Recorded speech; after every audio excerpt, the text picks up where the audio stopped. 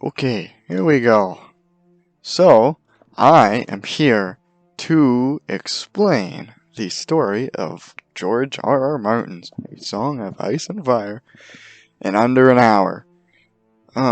Almost at this point, well, over 2 decades of work that he has put into creating one of the most expansive fantasy universes of all time, and one of my personal favorite novels. I love reading about it, I love learning about it, and I love talking about it. So for my creative design, I wanted to talk about something I love, which is a Game of Thrones.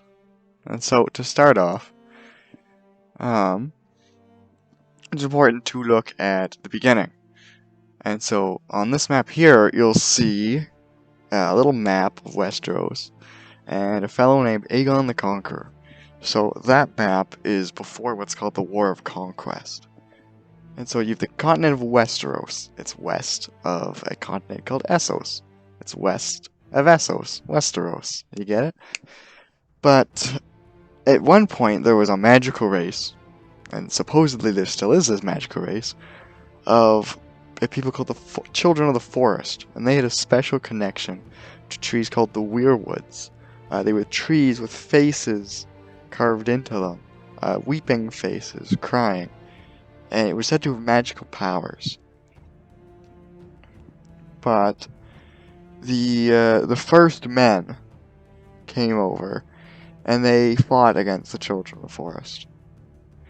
And so the first men eventually forced the Children of the Forest into the forests, and took the plains, and the mountains, and the rivers, and the valleys. But eventually, people from all the way up north there, the pure white, called the Others. In the show, they called them the White Walkers, but in the books, they call them the Others. The Others come from a place all above that white, called the Land of Always Winter. And they come down to basically rid the world of the living for some nefarious cause, in service to their god called the Great Other. And so they attack the realms of man, and the long night begins, in which the sun doesn't rise for years. And so the others are fighting the humans until a prophesized hero named Azor Ahai forces them back. And supposedly, the humans and the Children of the Forest work together and kick the others back to the lands of Always Winter. That was 10,000 years before the main story begins. And so by this point, it's mostly just a fairy tale. At the top of the north, you have a massive, few kilometer high ice wall called the Wall.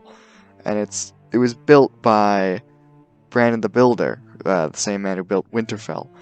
And it was meant to keep the White Walkers out, but it became used to keep the wildlings out, which were the peoples that lived in those areas. They weren't quite as civilized as the rest of the Seven Kingdoms were.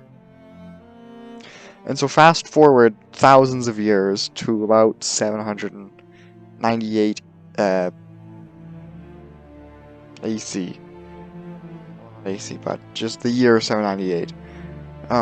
And you have the people called the Valyrian Freehold. They're in Essos, to the east. They're these massive empire called the Freehold. And the Valyrians conquer all these other peoples, all these other lands, and they force people called the Andals across the narrow sea to Westeros.